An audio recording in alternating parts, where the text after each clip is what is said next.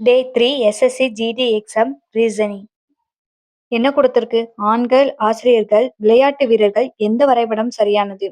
Option A மூன்றும் தனித்தனி, B மூன்றும் ஒன்றோடு ஒன்று தொடர்புடைய, சி ஆசிரியர்கள் மட்டும் ஆண்கள், டி விளையாட்டு வீரர்கள் ஆசிரியர்கள் அல்ல.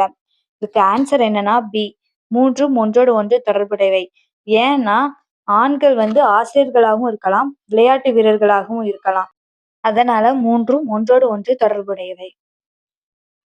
ராம் வடக்கே 10 மீட்டர் நடந்தான்.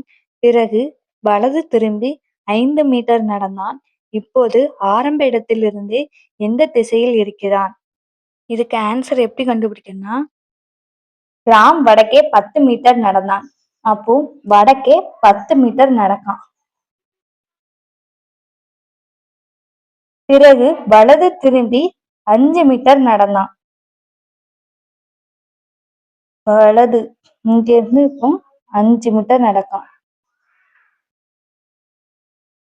இப்போது ஆரம்ப இடத்திலிருந்து எந்த திசையில் இருக்கிறான்?